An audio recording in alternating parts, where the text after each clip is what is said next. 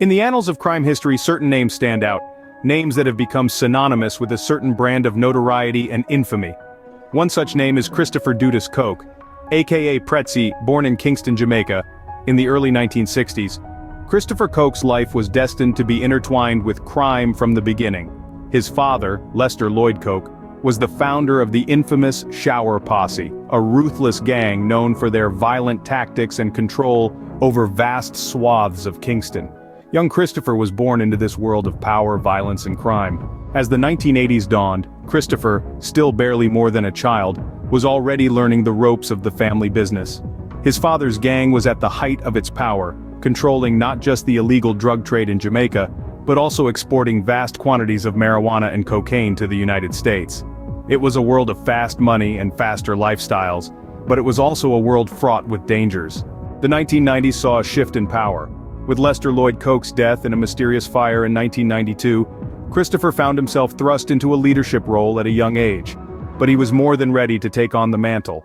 Under his leadership, the Shower Posse grew in power and influence. Their reach extended across borders, and their activities diversified. No longer simply a drug trafficking gang, they were now involved in an array of criminal activities, from arms trafficking to extortion and murder. The turn of the millennium brought even more power and wealth for Dudus Coke. The Shower Posse's grip on Kingston was unshakable, and their influence was felt as far away as the United States and Canada. But with this increased visibility came increased scrutiny. In 2009, the United States requested his extradition on charges of drug trafficking and assault.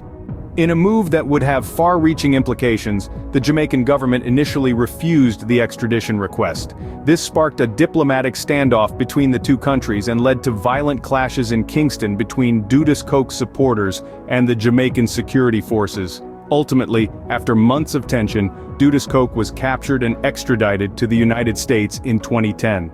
In 2011, Dudus Coke pled guilty to racketeering charges and was sentenced to 23 years in prison.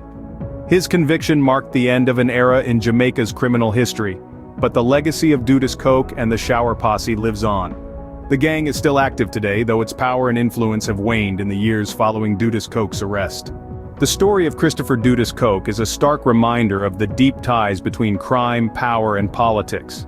His life and actions had far-reaching implications, not just for Jamaica but for the international community as a whole. His story serves as a testament to the destructive power of organized crime, and the often blurred lines between criminal enterprises and political power. In the end, Christopher Dudus Coke's story is a cautionary tale. A tale of a man who inherited an empire of crime, built it to unprecedented heights, and ultimately saw it crumble beneath him. It's a story that continues to resonate today, a stark reminder of the dark side of power and influence,